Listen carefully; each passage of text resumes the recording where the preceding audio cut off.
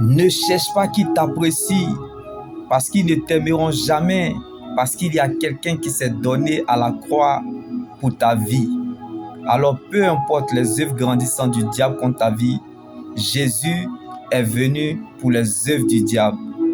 Donc si une chose ne veut pas t'aider, il y a une autre chose qui t'aidera.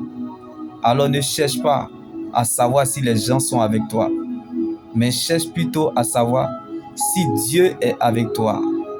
C'est ce qui a trahi Lazare. Lorsqu'il a crevé d'une simple maladie jusqu'à la tombe et il est mort. Quand tu sais, on ne peut plus rien faire pour toi. Mais c'est ce que tu ignores qui peut t'envoyer très loin. Car c'est en perdant une bataille qu'on trouve une nouvelle façon de gagner le combat. Comme la mort a fermé la porte à Lazare, mais Jésus avait prévu sa résurrection et la vie. Il va falloir que les hommes te ferment des portes pour que Dieu t'ouvre le chemin. 7. Tu as perdu la bataille et non le combat. Car il y a des problèmes qui n'arrivent pas aux morts, mais aux vivants. Donc il y a des choses que tu ne verras jamais si on ne combat pas ta vie. Comme il a fallu que Lazare meure et parte en tombeau pour aller le ressusciter.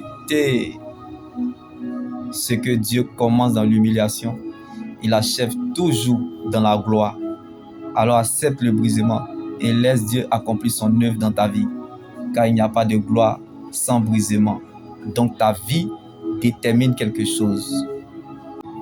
Si les gens n'ont rien à faire avec toi, c'est que Dieu a quelque chose à faire avec toi. Comme lorsque la terre avait fini avec Lazare, mais Jésus n'avait pas fini avec son âme. Alors attache-toi à ce que tu crois à la parole de Dieu. Ne baisse jamais les bras. Et tu verras dans le temps que Dieu veille sur ses promesses et agit avec sagesse. Donc il va réagir comme Jésus avait prévu la résurrection de Lazare. Dieu te fera prendre le contrôle de la bataille que tu as perdue. Non pas parce que tu as raison, mais parce que tu es sa raison. Les bénédictions futures attirent toujours les batailles et les combats dans le présent. Donc la grandeur ne surprend pas les grands. Quand tu vois un Goliath, c'est parce qu'il y a un David qui est là. Donc tu es la preuve de Dieu dans cette épreuve, le David de cette situation. Alors que la joie du Seigneur soit ta force et ton partage. Comme Goliath a révélé David, l'abondance de nos problèmes révèle que Dieu est avec nous. Qui sera donc contre nous?